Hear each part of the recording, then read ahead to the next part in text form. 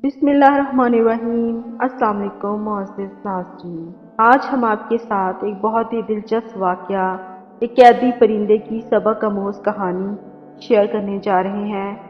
حضرت سلیمان علیہ السلام کے دور میں ایک شخص نے ایک خوبصورت پرندہ خریدا۔ وہ جب چہچہاتا تو نہایت ہی دل فریب اور خوش مزاج آواز سے وہ شخص بہت ہی مسرور ہوتا، گویا اس پرندے کی آواز بہت ہی سریلی اور پیاری تھی۔ ایک دن اچانک سے اس پنجرے کے پاس اسی کے جیسا ایک اور پرندہ آیا اور اپنی زبان میں کچھ باتیں کی اور چلا گیا۔ پنجرے میں موجود پرندہ بالکل خاموش ہو گیا، گویا ایسے ہو گیا جیسے وہ گونگا پرندہ ہے۔ اس کے مالک نے 2-3 دن انتظار کیا مگر پرندہ بالکل خاموش رہا۔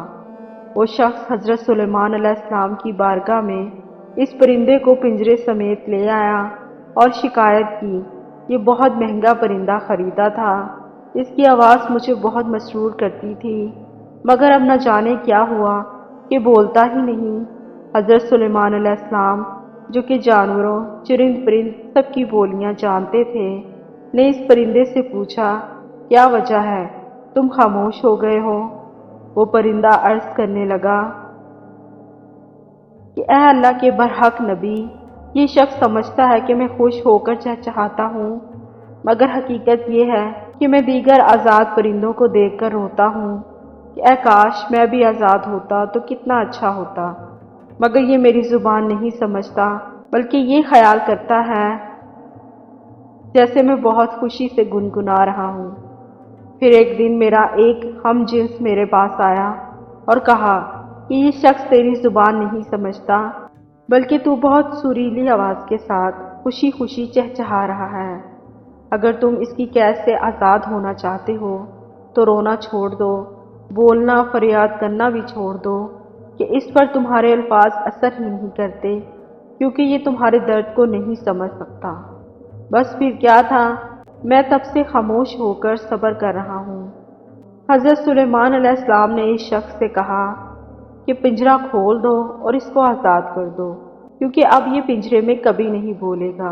اگر اب یہ خاموش ہی رہا تو بلا وجہ اس کو رکھ کر میں کیا کروں گا؟ لہٰذا اس نے حضرت سلیمان علیہ السلام کی حکم کی اطاعت کرتے ہوئے پنجرہ کھول دیا۔ وہ پرندہ فوراً اڑ کر درخت کی شاخ پر بیٹھا اور اس شخص کو دیکھ کر چہچہا کر اڑ گیا۔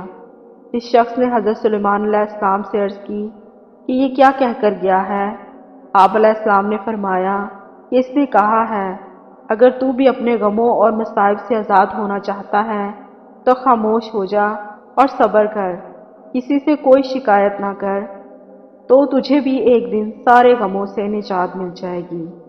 جو تو لوگوں کو سناتا رہتا ہے، مگر وہ بے احساس لوگ تیری زبان جانتے ہوئے بھی تیری بات نہیں سنتے۔